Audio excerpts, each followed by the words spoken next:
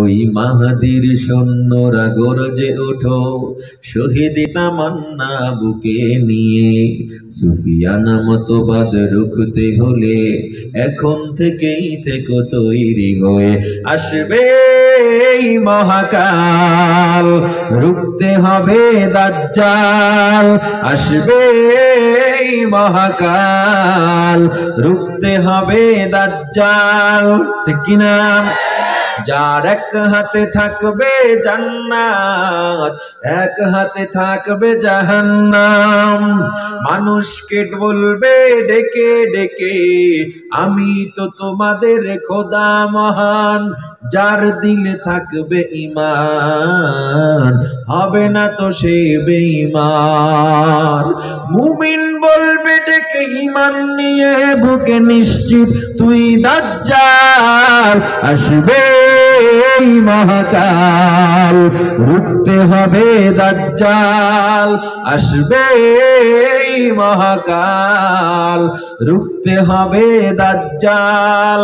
আজ বিশ্বের চারিদিকে মুমিন মরছে ধুকে, একটু কি দিলে দয়া হয় না?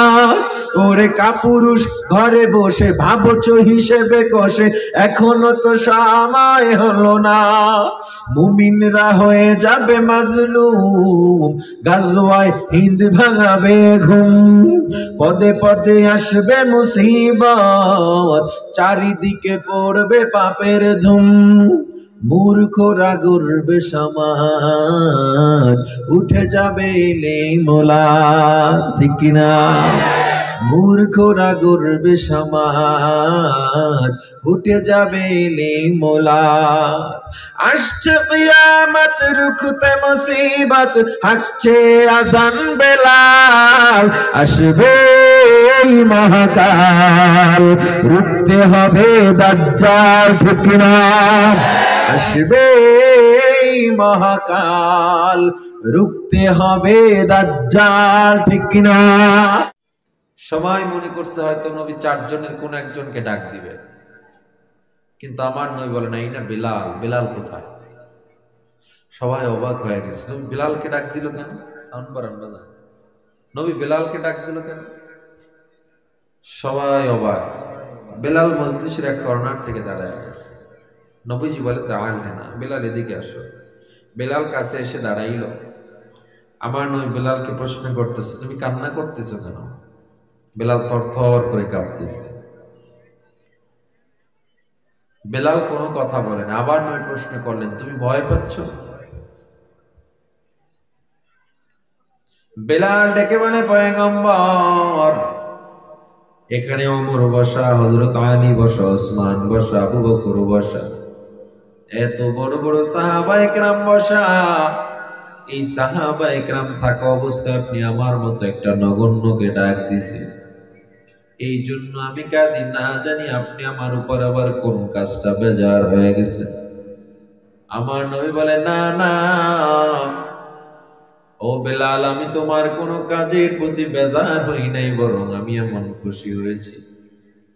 বেলাল গো, ইন্নী সামি'তু দাফান আলাইকা বাইনা ইয়াদাই ফিল জান্নাহ। বেলাল, আমি তোমার পায়ের আওয়াজ জান্নাতের মধ্যে শুনতে পেয়েছি। জোরে কান সুবহানাল্লাহ। বেলাল অবাক হয়ে গেছে, আমার পায়ের আওয়াজ জান্নাতে কেমনে শোনা যায়? আমার নবী ডেকে বলে, বেলাল, আমি নিজে তোমার পায়ের আওয়াজ জান্নাতে শুনতে পেয়েছি। বেলাল, কি এমন আমল করেছো যে আমলের বিনিময়ে তোমার পায়ের আওয়াজ জান্নাতে চলে গেছে? বেলাল চোখের পানি ছেড়ে কান্না করে আর বলে, পয়গম্বর, আমি ছিলাম একজন জাহান্নামের বড় আসামি। আমার গলায় কালেমার রশি লাগাইয়া আজ আপনি প্রশ্ন করতেছেন আমার পায়ের আওয়াজ জান্নাতে কেমনে চলে গেল? ও নবী, আমি কিছুই জানি না, আপনি এবং আল্লাহ ভালো জানে। আমার নবী টেনশনে পড়ে গেল। জিবরিল আমিন আমার নবীর কাছে এসে বলে, পয়গম্বর, বেলাল জানে না। বেলাল তাহিয়াতুল ওযু নামে 2 রাকাত নফল নামাজ আদায় করত। ওই 2 রাকাত নফল নামাজ আল্লাহর দরবারে এত পছন্দ, আমার আল্লাহ বেলালের পায়ের আওয়াজ জান্নাত পর্যন্ত পৌঁছে দিছে। আর কে দারাত খৌফ হক দরদিল মাদাম জান্নাতুল মাওয়া দেহদুরা মাকাম। 2 রাকাত নফল নামাজ। আপনি আমি নামাজ মনেই করি না, হুজুর আপনি নফল নামাজের ওয়াজ করেন, আমরা তো ফরজই পড়ি না, নফল নামাজের ওয়াজ কি আবার? বান্দা জেনে নেন, এই এলাকা থেকে 2 জন বন্ধু যখন বিদেশ চলে গেল, 6 ঘন্টা ডিউটি, মূল ডিউটি। 5 বছর পর 2 বন্ধু একত্রে দেশে ফিরল। একজনে কোটিপতি আর একজনে অল্প কিছু টাকার মালিক।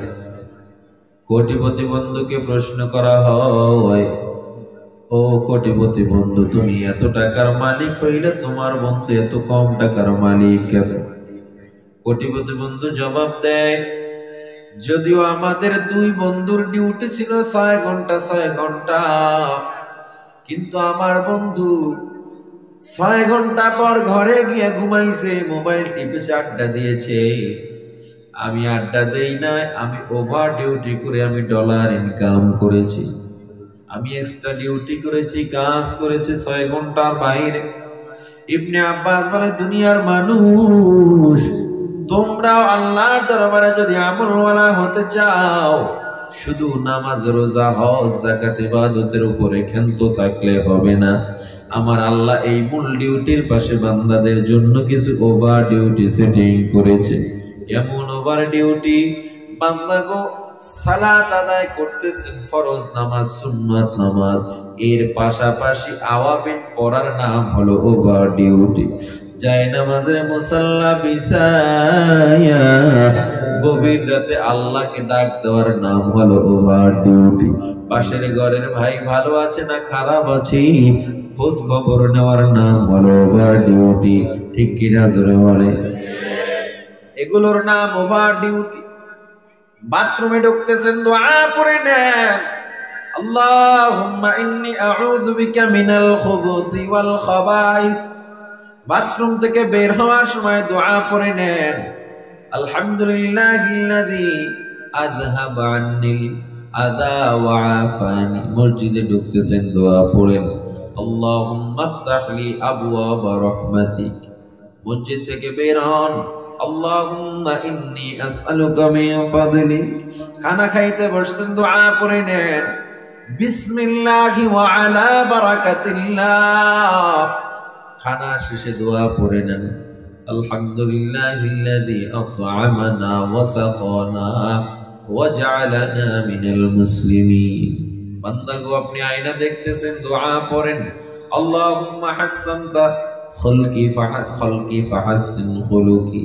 নতুন কাপড় পরায় দোয়া পড়েন, সিঁড়ি থেকে উপরে উঠতে পড়েন আল্লাহু আকবার, নিচে নামার সময় পড়েন সুবহানাল্লাহ। এই আমলগুলো যখন আপনার ওভার ডিউটির মতো সেটিং করে নেবেন, পয়গম্বর বলে, বান্দা তোমার যে কোনো একটা আমলের বিনিময়ে হলেও আল্লাহ জান্নাত দিয়ে দিবে। এগুলো হলো ফরজকে ত্বরান্বিত করে। এই আমলগুলো কি করে? আমাদের ফরজ ইবাদতকে আরো গুরুত্বপূর্ণ করে তোলে। অসম্পূর্ণ ইবাদত যেগুলো আমরা অনেক ঘাটতি থাকে ইবাদতে, এই নফলগুলো, এই মুস্তাহাবগুলো আপনার আমার এই ঘাটতিগুলো পূরণ করে দেয়। এজন্য আমরা ছোট্ট আমলের দাম দিচ্ছি জানি, অথচ ছোট আমলের এত দাম। পয়গম্বর আরবি সাল্লাল্লাহু আলাইহি ওয়াসাল্লাম বলেন, ক্ষুদ্র কাঁটা পড়ে আছে, সরাইয়া দাও, হতে পারে এর বিনিময়ে জান্নাত পেয়ে যাই। আমরা ছোট আমলের প্রতি বিশেষ নজর রাখবো তো ইনশাআল্লাহ। আল্লাহ কবুল করেন। আমাদের আমল সবচেয়ে বেশি বরবাদ করে গীবত। গীবতের মতো মজা মনে হয় কিছুই নেই। দোকানে বসে গীবত, আর এখন তো মুফতি সাহেব মাদ্রাসায় পাওয়া যায় না, বেশি মুফতি চার দোকানে হয়ে যায়, ঠিক না? বিড়ি খায়, চাও খায়, ফতুয়া দেয় বইয়ে বইয়া। নাই আপনাদের এলাকায় নাই? আছে? এইরকম মুফতি সাহেব এখন বেশি পাওয়া যায়। বসছে এক জায়গায়, কথা পর্যালোচনা, অনেক ওলামায়ে কেরামও ধরা খেয়ে যাবে আল্লাহর দরবারে গীবতের কারণে। অনেক মহিলারা গীবতের কারণে ধরা খেয়ে যাবে। অনেক আল্লাহওয়ালা যারা খুব নাম করা দেশে ছিল, যুগ বিখ্যাত আলেম, কিন্তু একটু গীবত করার সমস্যা কি, সে অন্য অন্য মানুষের গীবত করে, দেখবেন আল্লাহ তাআলা কিয়ামতের দিন আপনার সামনে তাকে টেনে হেঁচড়ে জাহান্নামে নিয়ে যাবে। নামাজ পড়ে, রোজা রাখে, হজ যাকাত সব 40 বার হজ করছে, মসজিদের সভাপতি, সবকিছু ঠিক আছে, মেয়েটা বেপরদায় কলেজে যায়, সব শেষ, সব শেষ। আফসোস মুসলমান, আমি আপনাদের মাঝে ছোট্ট একটা সূরা তেলাওয়াত করেছি, সূরার আলোকে কিছুক্ষণ কথা বলবো। আল্লাহ তাআলা যেন আমাকে সহ আপনাদের সবাইকে আমল করার তৌফিক দান করেন। জোরে পড়েন আমিন। সূরাতুল আসর। আমরা নামাজে বেশিরভাগ টাইম ছোট সূরা পড়ি, তার মধ্যে সূরা আসরও আছে, ঠিক না? ইন্না তাইনা, কুল হুয়াল্লাহ, সূরা আসর, এগুলো নামাজের এখন সবচেয়ে পরিচিত সূরা। কারণ তাড়াতাড়ি নামাজ শেষ না করলে দোকানের হিসাব, কাস্টমার বইয়ে রয়েছে, নামাজ শেষ করে দৌড় দেয়। কেউ কেউ তো নামাজে হিসাব পরিপূর্ণ করে পরে যায়, ঠিক না? সূরাতুল আসর, আসর মানে জামানা অথবা কাল। আসর ওয়াও লিল কসমি, আল্লাহ বলেন ওয়াল আসর, সময়ের শপথ। এই ইকো কমান, রিভাব দেন। রিভাবটা চিনেন আপনি? এতবার দিতে পারছেন, রিভাবটা দিতে পারলেন। ইকো কমান। ওয়াল আসর, সময়ের শপথ। আল্লাহ বলেন ইন্নাল ইনসানা লাফি খুসর, নিশ্চয়ই সব মানুষ ক্ষতিগ্রস্ত বা ধ্বংস। আল্লাহ সময়ের শপথ কেন করলেন? তাফসীরে রুহুল মাআনি আল্লামা ইবনে আব্বাস রাদিয়াল্লাহু তাআলা আনহু বলেন, সময়ের যে মূল্য, এই মূল্যর দিকে তাকিয়ে আল্লাহ সময়ের শপথ খেয়েছেন। আপনি মোবাইল হারায় গেছে পাবেন, এক বন্ধু হারায় গেছে 10 জন পাবেন, সময় যেটা হারিয়ে গিয়েছে সেটাকে আর খুঁজে পাবেন না। এই দুনিয়ায় যারা সফল হয়েছে তারাও সময়কে মূল্য দিয়েছে, যারা আখিরাতে সফল হবে তারাও সময়কে মূল্য দিতে হবে। যারা এই পৃথিবীতে অসফল রয়েছে দেখবেন সব সময়কে মূল্য দেয় না, অলসতার কারণে সফল হয় না। সন্তান চাকরি পায় না, আরে কান্নাকাটি, বাবা এসে দোয়া, হুজুর সন্তানের চাকরি হয় না। এখন আমি তো মুখ খুলে বলতে পারি না আপনার সন্তান পড়ালেখা তুই পাবজি আর ফেয়ার প্লে গেমস খেলছে। আমি তো হয়তো বাংলাদেশে অনেক মেধাবীদের চাকরি হয় না, ঠিক আছে, খুব বেশি না, এটা অধিকাংশ মেধাবীদের চাকরি হয়ে যায়, কিন্তু আপনি কি আপনার সন্তানের খোঁজ খবর নিছেন? আপনার সন্তান কলেজের বই এক পার্শ্বে রেখে অ্যান্ড্রয়েড স্মার্টফোন দিয়ে আপনার সন্তান কি করে, আপনি কোনোদিন খবর নিয়েছেন? পড়ালেখার কোনো খবর নাই। বেঈমানরা যেই পোশাক পরে, মুসলমানদের গায়ে সেই পোশাক, ঠিক কিনা জোরে বলেন? বিধর্মীরা যেই কালচারে মজা পায়, বিধর্মীরা আজান শুনে মসজিদে যায় না, মুসলমানের সন্তান আজান শুনে মসজিদে যায় না। বিধর্মীরা কানে তার হেডফোন লাগায়া গান শুনতে শুনতে ঘুমায়, মুসলমানের সন্তান গান শুনতে শুনতে ঘুমায়। বিধর্মীদের মোবাইলে নর্তকী ল্যাংটা নাচ গান, মুসলমানের মোবাইলও ল্যাংটা নাচ। তাহলে এই জাতি কিভাবে আশা করে তারা শান্তিতে থাকে? অথচ মুসলিম জাতি আমরা কত বড় গর্বিত জাতি।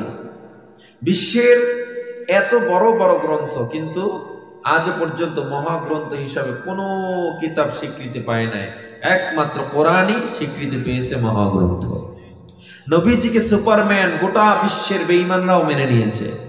নবীজি একজন বাবা হিসাবে আদর্শ, নবীজি একজন অভিভাবক হিসাবে সর্বশ্রেষ্ঠ আদর্শ, নবীজি একজন স্বামী হিসাবে সর্বশ্রেষ্ঠ আদর্শ, নবীজি একজন নেতা হিসাবে সর্বশ্রেষ্ঠ আদর্শ। এটা শুধু আমরা মুসলমান নয়, গোটা পৃথিবীর বিধর্মীরাও মেনে নিয়েছে। 1400-1450 বছর হয়ে গেছে, আজও পর্যন্ত কোরআনের একটা হরকতের ভুল কেউ বের করতে পারে না। বরং যারা বের করতে গেছে কোরআনের আয়নায় তাদের ভুল ধরা পড়ে কালেমা পড়ে তারা মুসলমান হয়ে গেছে। ঋগ্বেদ, গীতা, বাইবেল, রামায়ণ রিসার্চ করে মুসলমান বিধর্মী হয় না, কোরআন রিসার্চ করে বহু বেঈমান মুসলমান হয়েছে, ঠিক না? আমরা এত দামি মুসলমান, এত দামি মুসলমান, কোরআন পাইলাম, নবীকে পাইলাম, এরপরও মুসলমানের সন্তান হয়ে আপনার আমার দিকে তাকাইলে পার্থক্য করা যায় না আপনি হিন্দু না মুসলমান। আপনারা ঠিক আসতে কইলেও ঠিক, জোরে কইলেও ঠিক। জোরে কর না ঠিক না বেটে? ঘুমে ধরছে, ঘুমে বউ মিস কল দেয়, সমস্যা কি? হ্যাঁ, ভোলার মানুষ, ভোলা না, ভোলার মানুষ আন্দোলন জানে, কথা বলতেও জানে, আওয়াজও আছে। বাংলাদেশের মানুষ তো মাঝে মধ্যে টের পায়। আপনারা ভালো আওয়াজ দেন, মাহফিল আইলে তেনাইয়া যান, একটু তেনাইয়া গেছেন নি? সবাই রেডি আছেন নি? কি আওয়াজ শুনবেন না খাইবেন? শুনবেন কি আমলের নিয়ত না কানসু? আমলের নিয়তে শুনলে বৈশা লাভ আছে, নাইলে বাড়ি গিয়ে ঠান্ডা কম কম পড়ে নাই, ভালোই ঠান্ডা পড়ছে, কম্বল গায়ে দিয়ে একটা ঘুম দেন। আর যদি আমলের নিয়তে শুনেন, আখলিস দিনাকে একফিকাল আমালুল কলিল, অল্প আমল নাজাতের জন্য যথেষ্ট। কোন আমল? ইখলাস ওয়ালা আমল, যে আমল নির্বেজাল। নামাজ পড়ে হুদ পাহাড় পরিমাণ নামাজ পড়ছেন, লোক দেখানো নামাজ, কোনো লাভ নাই। 2 রাকাত নামাজ আল্লাহকে সামনে রেখে জীবনটাকে একেবারে আমি মৃত্যু, এখন ডানে আমার জান্নাত, বামে জাহান্নাম, পিছনে আজরাইল, সামনে আল্লাহ, এইরকম চিন্তা ভাবনা করে নামাজে দাঁড়ায় যান। দেখেন প্রশান্তি কাকে বলে ইবাদতে। কয় না কি যত না বিষে বুঝিবে সে কিসে। যারা জিকির করে না সে জিকিরের মজা কি বুঝবে? যারা নামাজটা পড়ে না আসলে সে নামাজের মজাটা কি বুঝবে? কোন মতে টাকটক দিয়ে বাড়ি যায়, যদি সভাপতি সাহেব নামাজে আইসে কিনলে, কারণ মসজিদের সভাপতি মানুষে কি কইব নামাজে নাই, আছে না নাই? সেক্রেটারি সাহেব ঘুষ খায়, সুদ খায়, আছে না নাই? মসজিদ মাদ্রাসার অভিভাবকরা হবে একেবারে ওই লেবাসে আল্লাহ ওয়ালা হতে হবে। কোন মতে নামাজ পড়ে যায় আর ইমামের ভুল ধরার তো অভাব নাই। আর চার দোকানে স্টলে বইয়া বইয়া দেখবেন কোনো কাজ নাই, একেবারে হুদা একটা বইয়া কয় হুজুরের দেশ খাইছে, হুজুরের দেশ খাইছে। ঠিক কই উঠলেন কি দেশ খাইছে? হুজুর গো কাম আছে নি, মানুষের বাড়ি খায় আর ঘুরি বেড়া, ঠিক কিনা? আবার কয় ঠিক। দেখছেন হুজুরা মানুষের বাড়ি খায়, আবার কয় না মানুষের বাড়ি তো খায়। হ্যাঁ, মানুষের বাড়ি তো খায়। এই ছাত্র জমানায়ও খাইছি, এখনো মানুষের বাড়ি খাই। এখন আমার একটু জবাব দেন তো, মানুষের বাড়ি কি আমি খাই না আল্লাহ খাওয়ায়? আপনারা বুঝি খান না, খাওয়ান পাইলে বুঝি ছাইড়া দেন। হ্যাঁ, সিলেট থেকে মাহফিল থেকে ফিরতেছিলাম, দেখতেছি রাস্তায় প্যান্ডেল লইয়া ভাইঙ্গা ছিল দৌড়াইতেছে। গাড়ি থামাই জিগাইলাম কি হয়েছে ভাই? হুজুর কিছু মানুষ তোবারক পায় না, শেষে খিচুড়ি এলে কমিটি লড়াইতেছে। চিন্তা করছে, খাওয়ান পাইলে সারে না, মানে না পাইলে ফিরে সব সোজা করে এলায়। কিরে তুই রোজা রইলি না, ইফতারি করতে আইছো? ইফতারি করাও তো সুন্নাত, সুন্নাত পালন করবি। কাহা করবো না, আল্লাহ যদি ধরে যে রোজাটা রইতে পারলি না, বুঝলাম, ইফতারিটাও করতে পারলি না, তখন কি জবাব দেব? আছে না নাই? বহুত ঘটনা শুনছি, তোবারক খাইতে আই পাগল হয়ে গেছে, ঘুমতে দৌড়ে উঠে আইছে, লঙ্গি বিছনার মধ্যে ধুয়েছে। বুঝেন না? আমরা খাওয়ানোর সুন্নাত খুব বেশি পালন করি, কষ্টের সুন্নাত কম পালন করি। আর্জেন্টিনা ব্রাজিলের খেলা রাত্র 3টা 4টার সময় উঠে যায়, কপাল পোড়ারে কোনোদিন মসজিদে দেখি নাই, ঠিক কিনা জোরে বলে? খেলা দেখতে উঠে গেছে, মসজিদের খবর নেই। ডায়াবেটিস হয়েছে, ফজরের সময় রাস্তায় রাস্তায় দৌড়ায়, কুত্তা দৌড়ায়, দৌড়ায়, ঠিক কিনা? দৌড়াইতেছে। আমি আবার ওটার সাথে উদাহরণ দিই না, মানে দৌড়াইতেছে, ও দৌড়াইতেছে, ভালো। তুমি নামাজে গেলে না কেন? ডায়াবেটিস দিছে কি? ডায়াবেটিস আল্লাহ দিছে, আগে তো আল্লাহকে সিজদা দেওয়া উচিত ছিল যে আল্লাহ আমার রোগটা শিফা করে দেন, এরপর আপনি দৌড়ান। আপনি এত বড় মানে হাইওয়ান হয়ে গেলেন, উলাইকা কাল আনআম, এরা চতুষ্প যন্ত্রের মতো। কারণ করোনাকে মানুষ ডরায়, করোনা যিনি দিয়েছে তাকে ডরায় না। করোনার ভয়তে মসজিদে যায় না, চিন্তা করছে। আল্লাহ আমাদের বুঝার তৌফিক দান করেন। শুনেন, রিজিক দেয় কে? আমি যদি এখানে ধরেন কারো বাড়ি খাইতে গেলাম, তাই এটা কি ওনারটা খাইতে গেছি না আমার রিজিকের? এই রিজিক দিছে কে? খাজা বাবা না সরমনাই হুজুরের?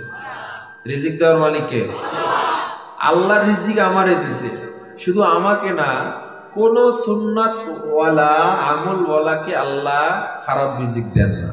মান আমিলা সলিহা, এই আয়াতের মধ্যে আছে রিজকুম কারীম, যারা নেক আমল করবে, আল্লাহর পথে চলবে, আল্লাহ তাকে সম্মানিত রিজিক দিবে। এখন এখানে মাওলানাও শর্ত না, হাফিজও শর্ত না, মুফতিও শর্ত না, নেক আমল শর্ত। আর একটা ব্যাপার জেনে নেন, নেক আমল করলেই আপনি হুজুর হয়ে যাবেন। কেন? নেক আমল করতে গেলে কি নবীর সুন্নাত দরকার আছে না নাই? টুপি দরকার আছে না নাই? দাড়ি দরকার আছে না নাই? সুন্নতি পোশাক, তাতে আপনি হুজুর হয়ে গেলেন। তার মানে বোঝা যায় আমাদের মুসলমানের মূল ইউনিফর্ম হুজুরদের ইউনিফর্ম, ঠিক কিনা? মুসলমানের নেটওয়ার্ক আমেরিকার সাথে হতে পারে না, মুসলমানের নেটওয়ার্ক পশ্চিমা সভ্যতার সাথে হতে পারে না, মুসলমানের নেটওয়ার্ক হবে মদিনার সাথে, ঠিক কিনা জোরে বলেন? হুজুর গুলো এত চুলকানি, হুজুর হওয়া ছাড়া জান্নাতি পাইবেন না। হুজুর হইতে হবে আগে। আপনি হুজুরদের বদনাম না করে আগে নিজে চিন্তা করেন, আমি কেন হতে পারলাম না? আমি মুসলিম, আমি কেন দাড়ি রাখতে পারলাম না? আমি মুসলিম, আমি কেন নবীর সুন্নাত পোশাক গায়ে উঠাতে পারলাম না? আমি মুসলিম, আমি কেন টুপিটা মাথায় উঠাতে পারলাম না? আমি মুসলিম, আমি কেন পর্দা করতে পারলাম না? আফসোস করেন, অন্যকে নিন্দা না করে নিজে আফসোস করতে হবে, তাইলে দেখবেন সঠিক বুঝটা পেয়ে যাবে।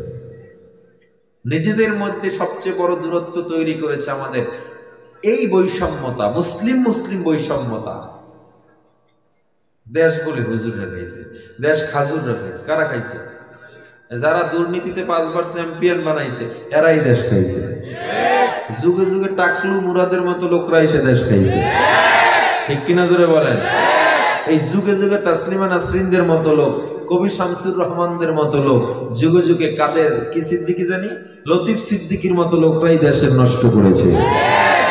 দেশের সম্পদ হুজুররা লুট করে নাই, দেশের সম্পদ কোন বাংলাদেশের এমপি মন্ত্রী হুজুররা থেকে কোন রাস্তার টাকা টেন্ডারবাজি করে খায় নাই, ঠিক কিনা জোরে বলেন?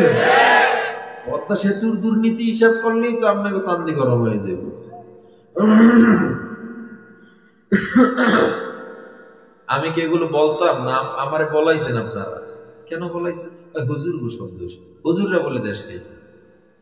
আমরা খাই না, আমরা তো এগুলো টেনশনও করি না। ওই পেঁয়াজের দাম 300 হয়েছে, ওই সময় চলছি, পেঁয়াজের দাম 50 টাকা, তাও চলতেছি। বিদ্যুৎ দিবেন না, হারিকেন জ্বালায় পড়ালেখা করব, থাকার জায়গা নাই, গাছের তলায় বসে দর্শ দিব, কোনোদিন আন্দোলন করব না, ঠিক কিনা জোরে বলেন? ওলামায়ে কেরাম আন্দোলন তখন করেন নবীর বিরুদ্ধে যখন কথা বলা হয়, ঠিক কিনা জোরে বলেন? আমরা গরম না, আমরা উগ্র না, তবে নবীর বিরুদ্ধে কথা বললে মুসলমানের সন্তান ঘরে থাকতে পারে না।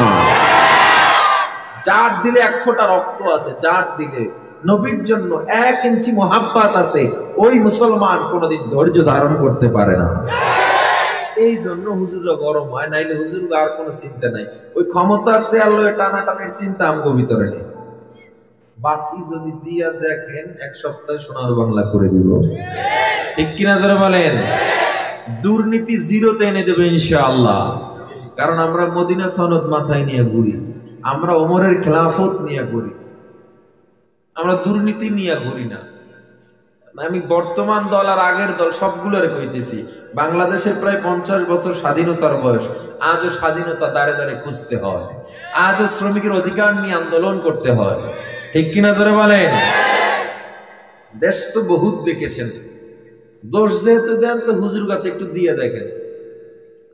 নবীজি আমার রাষ্ট্রনেতা ছিলেন কিনা? ওমর রাদিয়াল্লাহু তাআলা আনহু অর্ধ পৃথিবী শাসন করেছে, ঠিক কিনা জোরে বলেন?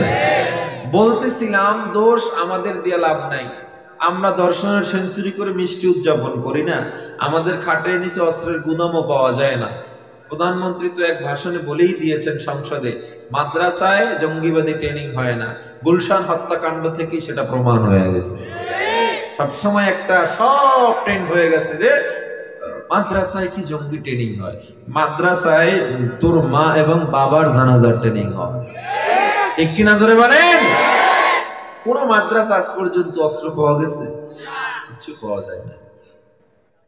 হুজুরকে দোষ দিয়েন না, হুজুর মাসির বাড়ি খায় না, আল্লাহ খাওয়ায়।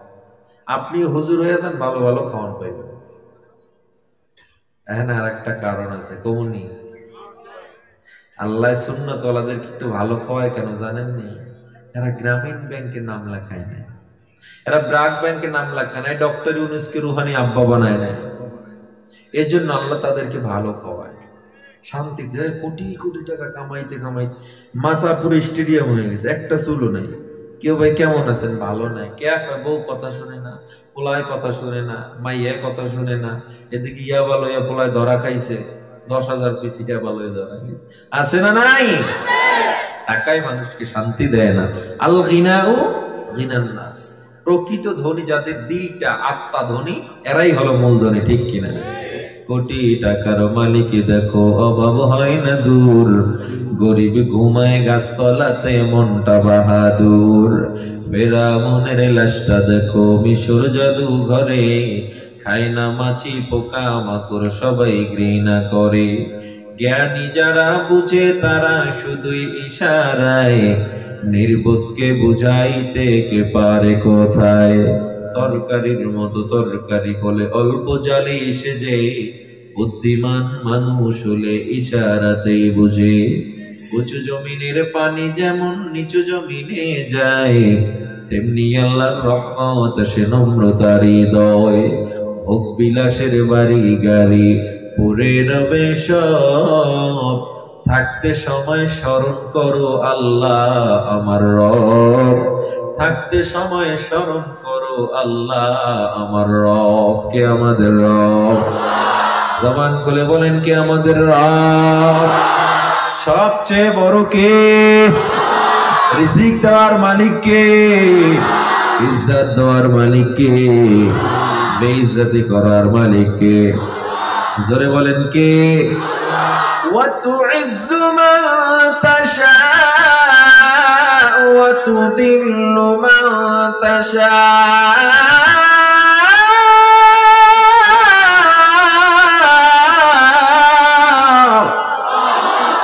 ইজ্জত দেয় আমার আল্লাহ, বেইজ্জতি করে আমার আল্লাহ।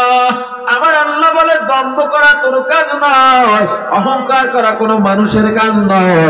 অহংকার করবে আল্লাহ, দম্ভ করবে আল্লাহ। মা তাওয়াদা লিল্লাহ রাফাহুল্লাহ, যে বান্দা নমনীয় হবে আল্লাহ বলে আমি তার ইজ্জত আরো বাড়াইয়া দিব।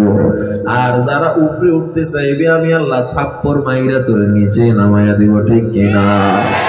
ঠিক কিনা যারা বলেন? দম্ভ করা মানুষের কাজ নয়।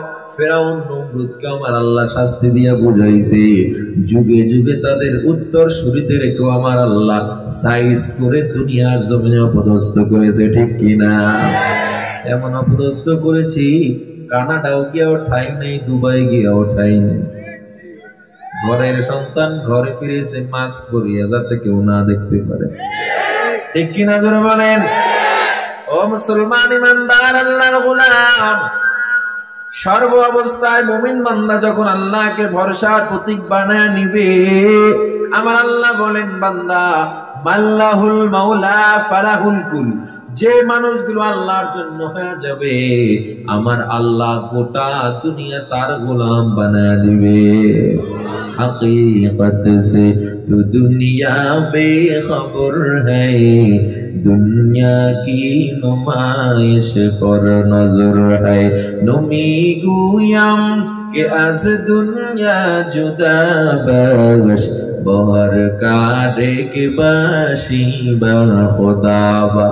चिश्ते दुनिया आज खुदा का फिल बुदन, नए तमाशु मुकदा हो भर जिंदोजा। अल्लाह ताला बोलेन इन्नाल इंसाना लफी खुस्र, सब मानुष ধ্বংস, सब मानुष ক্ষতিগ্রস্ত। ইল্লাল্লাযীনা আমানু ওয়া আমিলুস সালিহাত ওয়া তাওয়াসাউ বিল হক ওয়া তাওয়াসাউ বিস সাবর। আল্লাহ বলে সব মানুষ ধ্বংস, ক্ষতিগ্রস্ত, জাহান্নামী। ইল্লা হরফুল ইস্তিসনা, মাকাবেলের সবকিছুকে আমার আল্লাহ সব নফিকে ইসবাত করে দিয়েছে বা তাকিদ। আল্লাহ বলেন সব মানুষ ধ্বংস, তবে 4 গুণওয়ালা মানুষ ব্যতীত। যেই মানুষের মধ্যে 4টা গুণ থাকবে ওই মানুষ কোনোদিন ক্ষতিগ্রস্ত হবে না, জাহান্নামে যাবে না। আজকে কি আমরা 4টা গুণ নিয়ে ময়দান থেকে যেতে চাই নাকি? যেতে চাই। 4টা গুণের আলোচনা যদি আমরা আমলের নিয়তে শুনি, ইবনে আব্বাস রাদিয়াল্লাহু তাআলা আনহু বলে, বান্দা যদি শুধু সূরাতুল আসরকে নিজের জীবনের পাথেয় বানায় নেয়, এই বান্দা জান্নাতে যাবে, বাধা হবে শুধু মৃত্যু। জোরে কোন সুবহানাল্লাহ। আল্লামা শফি রাহমাতুল্লাহি আলাইহি বলেন,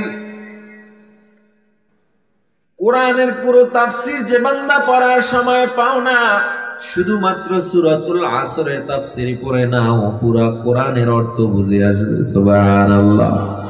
সাহাবায়ে কেরাম যখন মুখোমুখি হইতেন, একে অপরকে সূরাতুল আসর তেলাওয়াত করে শুনাইতেন। পয়গম্বর বলেন, যারা নফল নামাজে সূরাতুল আসর তেলাওয়াত করবে, কিয়ামতের ময়দানে আল্লাহ তাদের চেহারায় নূর দিয়ে সবার মধ্যে আলোকিত করে দিবেন। সূরাতুল আসরের এত দাম, 4 গুণওয়ালা মানুষ ব্যতীত সব জাহান্নামে যাবে। কয় গুণওয়ালা? ইল্লাল্লাযীনা আমানু ওয়া আমিলুস সালিহাত, যারা ঈমান আনয়ন করবে আর আমলে সালেহ করবে। আল্লাহ তাআলা শুধু ঈমানের কথা কোথাও বলেন নাই, আল্লাহ বারবার বলেছেন, ইয়া আইয়ুহাল্লাযীনা আমানু আমিনু, হে ঈমানদারেরা তোমরা ঈমান আনো, মুমিন হও। আল্লাহ কেন বলেছে? কারণ নামের মুসলমানের অভাব নাই, কাজের মুসলমানের বড় অভাব। আমরা মুসলমান, মুখে দাবি করি আমি মুসলমান, মুখে দাবি করি আমি নবীর উম্মত, অথচ নবীর বিরুদ্ধে কথা বললে ময়দানে বান্দারে পাওয়া যায় না। মুখে দাবি করি আমি নবীর উম্মত, আমি আল্লাহর গোলাম, বান্দা নামাজে পাওয়া যায় না। মুখে দাবি করে নবীর জন্য আমার দিলটা পুড়ে যায়, অথচ নবীর সুন্নতের দাড়ি বান্দার গালে ওঠে নাই। এজন্য আমার আল্লাহ বলে, ঈমানদারের অভাব নাই, আমলওয়ালার বড় অভাব। এখানে সবাই ঈমানদার, ঈমান এনেছেন, আল্লাহকে বিশ্বাস করেন কি করেন না? নবীকে। তো আপনি ঈমান এনেছেন, কিয়ামতের দিনের উপরে, পরকালের উপরে যারা বিশ্বাস স্থাপন করবে সে মুমিন হবে, তবে পরিপূর্ণ মুমিন হতে পারবে না। পরিপূর্ণ মুমিন হওয়ার জন্য আমল শর্ত। কি শর্ত? আমলওয়ালা মুমিন নবীজি উদাহরণ দিয়া বলেন, আবু সাঈদ খুদরি রাদিয়াল্লাহু তাআলা আনহু থেকে মুসলিম শরীফে জানানো হয়, আমলওয়ালা মুমিনের পার্থক্য কেমন? মুখে দাবি করেনওয়ালা মুমিনরা দাজ্জালের সামনে দাঁড়াবে, দাজ্জালের এক হাতে থাকবে জান্নাত আর এক হাতে থাকবে জাহান্নাম। দাজ্জাল মৃত্যু মানুষকে জীবিত করে ফেলবে। দাজ্জাল বলবে মেঘ বৃষ্টি দিয়ে, সাথে সাথে মেঘ বৃষ্টি দিয়ে দিবে। দাজ্জাল বলবে নদীর পানি শুকায়া যা, সাথে সাথে নদীর পানিগুলো শুকায়া যাবে। দাজ্জালের এমন অবস্থা দেখিয়া মুখে দাবি করে নেওয়ালা ঈমানদাররা সবাই দাজ্জালের উপর ঈমান এনে ফেলবে। আর যারা আমলওয়ালা মুমিন, আমলওয়ালা মুমিন বলবে তুই কাফের, তুই দাজ্জাল, তোর উপরে আমরা ঈমান আনবো না। যারা আগুনের সামনে দাঁড়াবে, আর একটা উদাহরণ দিয়েছে ইবনে মাসউদ রাদিয়াল্লাহু তাআলা, একজন আমলওয়ালা মুমিনের পাওয়ার কেমন? আগুনের বিশাল অগ্নিকুণ্ড সাজাইয়া যদি তাকে পাশে দাঁড় করানো হয় আর বলে আগুনে পড়বি নচেত ঈমান ছাড়বি, আমলওয়ালা মুমিন বলবে আগুনে পড়তে রাজি, আমি ঈমান ছাড়বো না। জোরে কোন সুবহানাল্লাহ। দাজ্জাল যদি আপনার সামনে দাঁড়ায় কি জবাব দিবে? ভবিষ্যৎবাণী হাদিস পড়লাম, বহু মনীষীদের ভবিষ্যৎবাণী বাদ দিলাম, তারপর তাদের গুলো তো মিলেই যায়। তবে হাদিস পড়ে আমরা যা দেখলাম, কিয়ামতের 70টা আলামতের প্রায় 65টা আলামত অলরেডি সংগঠিত হয়ে গেছে। কিয়ামতের বেশি দিন নাই।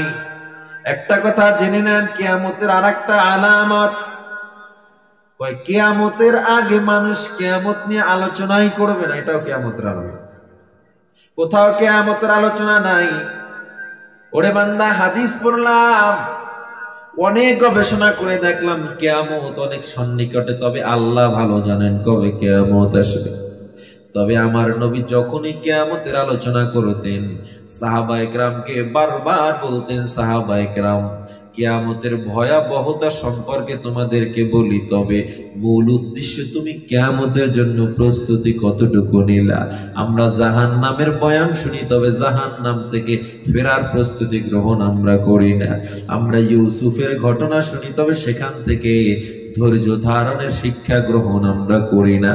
পরীক্ষা আল্লাহ করবেন, সেখানে ধৈর্য ধারণ করতে হবে, গ্রহণ আমরা করি না।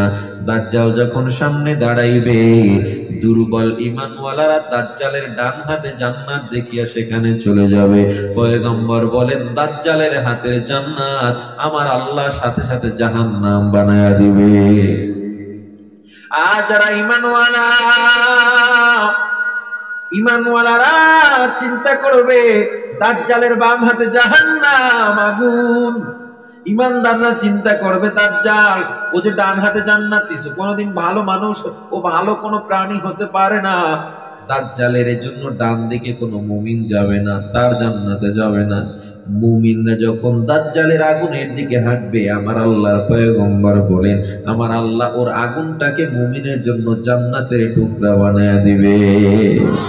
ওই মাহাদির সৈন্যরা গরজে ওঠো, শহীদ তামান্না বুকে নিয়ে, সুফিয়ানা মতবাদ রুখতে হলে এখন থেকেই থেকো তৈরি হয়ে। আসবে এই মহাকাল, রুখতে হবে দাজ্জাল। আসবে এই মহাকাল, রুখতে হবে দাজ্জাল। ঠিক কিনা? যার এক হাতে থাকবে জান্নাত, এক হাতে থাকবে জাহান্নাম। মানুষকে বলবে ডেকে ডেকে আমি তো তোমাদের খোদা মহান। যার দিলে থাকবে ঈমান, হবে না তো সে বেঈমান। মুমিন বলবে ডেকে ঈমান নিয়ে বুকে নিশ্চিত তুই দাজ্জাল। আসবে এই মহাকাল, রুখতে হবে দাজ্জাল। আসবে এই মহাকাল, রুখতে হবে দাজ্জাল। আজ বিশ্বের চারিদিকে মুমিন মরছে ধুকে, একটু কি দিলে দয়া হয় না? ওরে কাপুরুষ ঘরে বসে ভাবছো হিসেবে কষে, এখনো তো সময় হলো না। মুমিনরা হয়ে যাবে মাজলুম, গাজওয়ায়ে হিন্দ ভাঙাবে ঘুম। পদে পদে আসবে মুসিবত, চারিদিকে পড়বে পাপের ধুম। মূর্খরা গড়বে সমাজ, উঠে যাবে মোলাজ। ঠিক কিনা? মূর্খরা গড়বে সমাজ, উঠে যাবে মোলাজ। আসছে কিয়ামত, রুখতে মুসিবত, হাঁকছে আযান বেলাল। আসবে এই মহাকাল, রুখতে হবে দাজ্জাল। ঠিক কিনা? আসবে এই মহাকাল, রুখতে হবে দাজ্জাল। ঠিক কিনা?